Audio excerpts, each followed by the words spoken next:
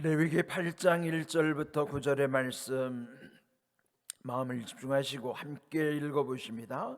여호와께서 모세에게 말씀하여 이르시되 너는 아론과 그의 아들들과 함께 그 의복과 관유와 속죄제의 수송아지와 수장 2마리와 무교병 한 광주리를 가지고 온 회중을 회막문에 모으라.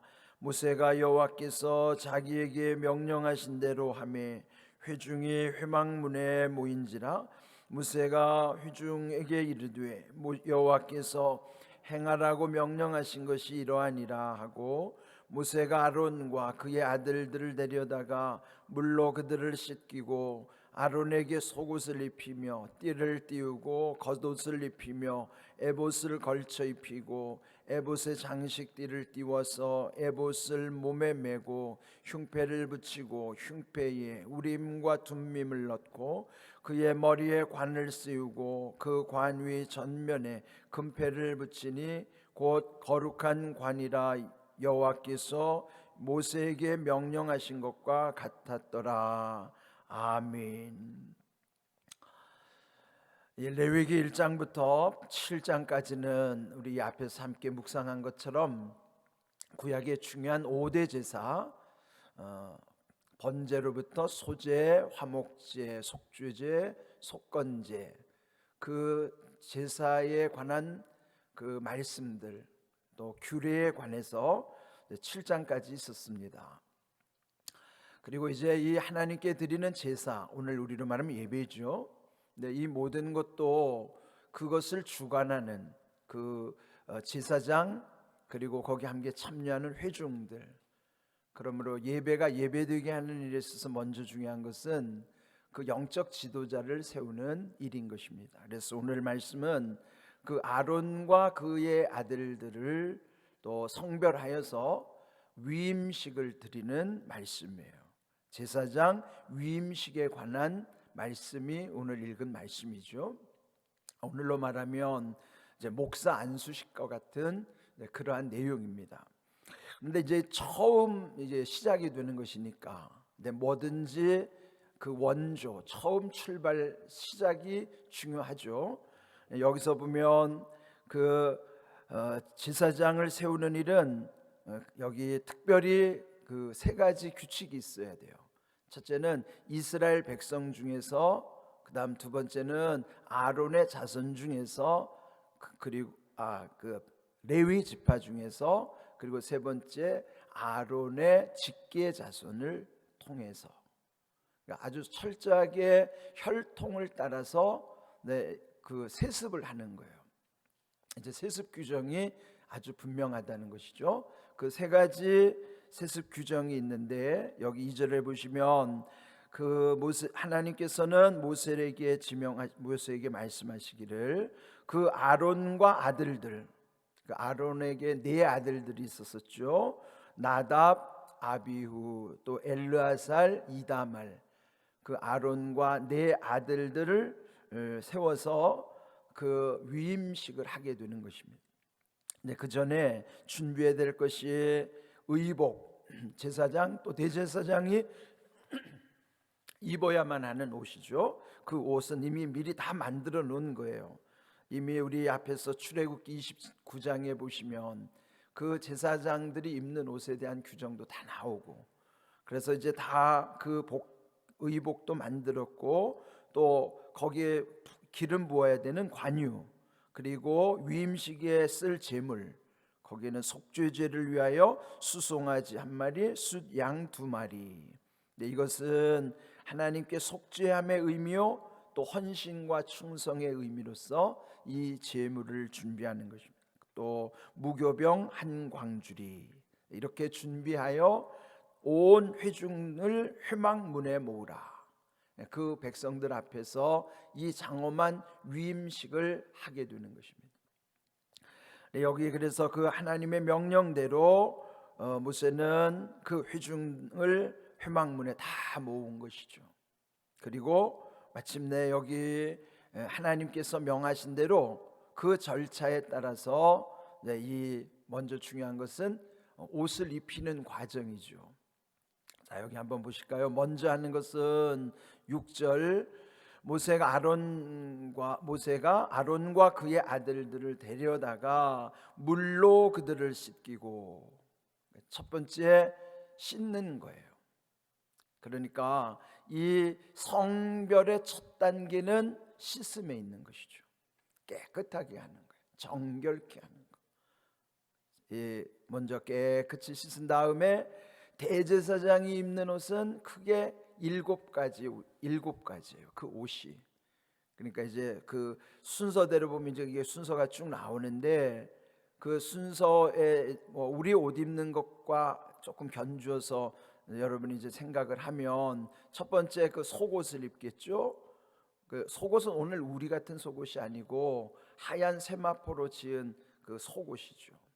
그 다음에 두 번째는 겉옷을 파란 색으로 된 겉옷을 입은 다음에, 또 세 번째는 띠를 띠고, 그 다음에 에봇은 조끼처럼 생기고 그걸 맨 다음에, 그 다음에 그 에봇 위에 앞에 흉패를 붙이고, 그리고 이 머리에는 세마포 관을 쓴 다음에 마지막 여기 금패 성패를 여기에다 보면은 여호와께 성결이라고 하는 그거를 쓰는 거예요.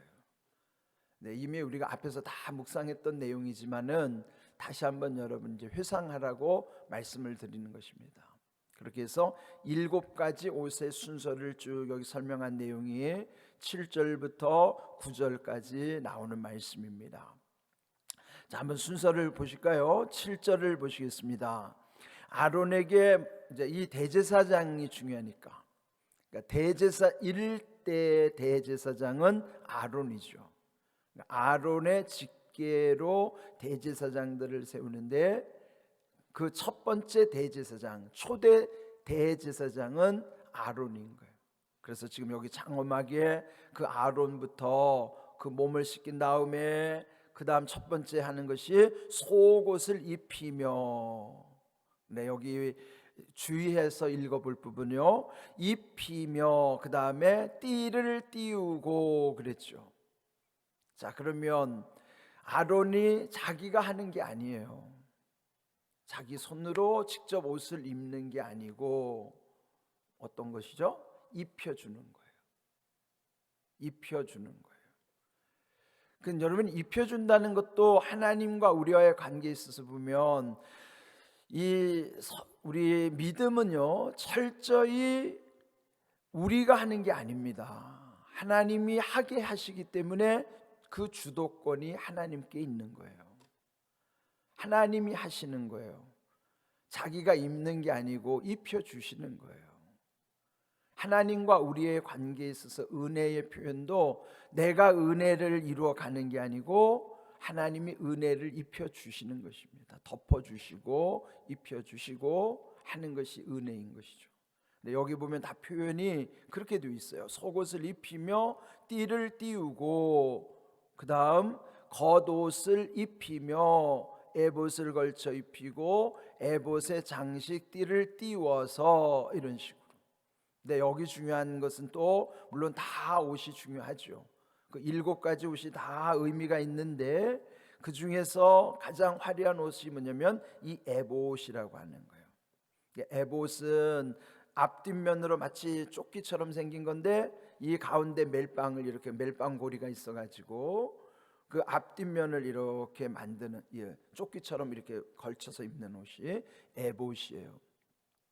그 에봇은 특별히 5가지 실로 만들어요. 금실, 청색, 자색, 홍색실, 가늘게 꼰 배실. 그러니까 지금 여기에 뭐 속옷은 그 흰 세마포 옷이지만은, 특별히 이 그 조끼처럼 입는 이 에봇은 가장 화려한 거예요. 금실, 청색, 자색, 홍색실, 가늘게 꼰 배실은 하얀색, 흰색 실이에요. 그러면 이런 5가지 색으로 거기에 금실이 들어가 있기 때문에 더 빛을 반사할 때는 거기서 빛이 나오죠. 네, 이렇게 아주 아름다운 복장을 갖추는데, 또 거기에 에봇에다가는 여기 보면 흉패를 붙이라고 그랬어요. 흉패는 가로 세로 이렇게 한 뼘 정도 되는 정사각형 되는 것이죠. 흉패는 두 겹으로 돼 가지고 가운데 주머니가 생기는 거예요. 이렇게. 그 가운데 주머니 흉패 안에는 여기 보면은 우림과 둠밈을 넣는다 그랬어요.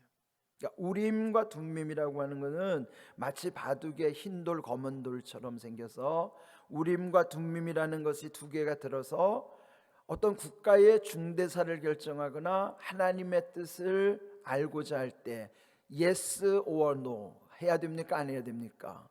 예와 아니요를 구분할 때, 그럴 때 여기 이 대제사장이 하나님 전에 들어와서 그 다음에 기도한 다음에 그를 이제 제비 뽑기를 하는 거예요. 그렇게 하는 것이 흉패 안에 그 주머니 속에 들어있는 두 돌이 우림과 둠밈이라고 하는 거예요. 그것을 통해서 하나님의 뜻을 깨닫게 되는 거예요. 이거를 이제 일종의 신탁이라고 그러죠. 하나님께로도 받는 거. 신탁의 도구로서 이제 이런 우림과 둠밈이 그 안에 들어 있는 거예요. 그러니까 이제 이게 에봇에다가 이렇게 걸쳐지게 되는 흉패고, 또 흉패 바깥에서 보면은 거기에는 이렇게 세 개씩 네 줄로 이렇게 거기는 12보석이 또 물려 있는 거예요. 그 겉에서 딱 보면은 그 흉패 겉에 드러나는 거는 12보석이 물려 있고 그 가운데 주머니 속에는 우림과 둠밈이 들어 있는 것이래요. 전에 다 했기 때문에 한번 연상을 해 보십시오. 그래서 여기 12보석은 그 지파를 상징하는 거예요. 12지파를 상징하는 거예요. 그러니까 이 대제사장의 옷에는 보면 여기에도 12지파, 여기에도 그 호마노의 그 멜빵고리처럼 물린 데에 양쪽에 6개 해서 12지파. 그러므로 대제사장은 그 12지파를 어깨에도 이 흉패 가슴에도, 그래서 하나님 앞에서 그 전체를 대신하여 대표하여 하나님께 그 모든 것을 행하게 하는 것이죠. 또 대제사장의 가장 중요한 것은 속죄하는 것이죠. 백성들의 죄나 잘못을 가지고 속죄함으로 그 하나님이 그 대제사장을 통해서 그 모든 속죄의 그런 일을 이루게 하시는 거예요. 아주 중요한 역할을 하죠. 자, 그렇게 이 에봇이 중요하고 거기 밖에 흉패는 이렇게 두 가지 역할을 한다 하는 것이죠. 안에 주머니 역할, 그 흉패에 12보석이 물린 것, 그런 것이죠. 그런 다음에 9절에 보면은 머리에는요 또 세마포로 하얀 그 소위 말하면 모자예요. 모자. 그 모자를 세마포 관이라고 하는 거예요. 그 세마포 관을 쓴 다음에 그 중앙에는 금패로, 금으로 만든 패, 그래서 거룩한 패라고 그래서 성패라고도 하죠. 거룩한 패, 성패, 그 금으로 만들어서 금패라고 그러는데, 그 거룩한 관에다 쓰여진 글은 여호와께 성결. 하나님 앞에 성결이라는 건요, 이 한문으로 그대로 이해해도 좋아요. 성은 거룩하다는 뜻이고 결은 깨끗하다는 뜻이에요. 그러니까 거룩함과 깨끗함은 분리되지 않아요. 우리가 늘 하나님 앞에 거룩하다는 것은 내 심령이 깨끗한 거예요. 깨끗하다는 건 고요하다는 것이고 평안하다는 것이죠. 그래서 우리가 거룩해지면 깨끗해지고 평안해지고 그런 거예요. 그러니까 거룩하다고 하는 것이 하나님께 거룩해지는 거예요. 하나님께라고 하는 우리 인생의 방향, 목표, 그것이 우리의 목적은 뭐냐? 성결해지는 게 목적이에요.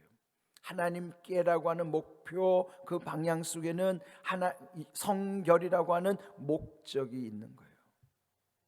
그래서 우리가 이렇게 대제사장을 통해서도 보여주시지만 그것은 결국 천국에서의 우리의 모형이고 성도들이 지향해야 되는, 바라보게 하시는 우리의 모습이기도 한 것입니다. 이렇게 산다는 것이 얼마나 귀한 일이에요. 하나님은 하나님의 백성을 어떻게 세우시는지 아시죠? 이런 걸 우리가 늘 기억하면 우리 자신을 거기다가 한번 다 이렇게 대입해 보는 거예요. 여러분, 메시지라고 하는 것은요, 이 메시지는요 영어로 보면은 MESSAG이죠. 근데 ME라고 하는 E를 A로 딱 고치면요, 마사지가 됩니다. 메시지와 마사지의 관계를 저도 늘 묵상하거든요. 메시지는요, 일종의 우리의 영혼의 마사지를 해주는 말씀이에요. 만져주시는 거예요. 세속적으로는 마사지를 퇴폐적으로 활용하지만, 그러나 여러분, 이 메시지는 거룩하게 마사지하는 도구가 되어야 돼요. 우리의 영혼을 만져주시는 거예요. 마사지해 주시는 거예요. 그러니까 여러분, 메시지를요, 여러분의 영혼에 마사지를 해줘야 돼요. 이렇게 새벽에 오시면 이 말씀이 여러분의 영혼을 다 만져주시고 씻어주시는 거예요. 그래야 우리 거칠었던 마음도 주님의 마음으로 온화하게 되고 그렇게 되는 거예요. 그렇게 점점 거룩하게 예수님 닮아가는 것이죠. 그렇지 않으면 우리 있는 그대로의 모습은 완악할 수밖에 없습니다. 그래서 우리 스스로를 점검해야 돼요. 내 마음이 왜 이렇게 거칠어졌을까? 왜 완악할까? 그냥 가만 내버려두면 그렇게 될 수밖에 없습니다. 그러나 여호와께라고 하는 방향과 그 성결함의 목적 가운데 살아가면 우리는 항상 성, 거룩함, 결, 깨끗함, 그 안에 평안함이 항상 우리 가운데 있는 거예요. 메시지를 영적으로 늘 여러분 심령에 마사지하세요. 만져주신 은혜를 기억하십시오. 세상 사람들은 퇴폐적으로 표현하는 것이지만은 사실 이건 중요한 표현이에요. 우리에게 있어서. 세상에 마사지 없어 하면은 다 퇴폐 없어잖아요.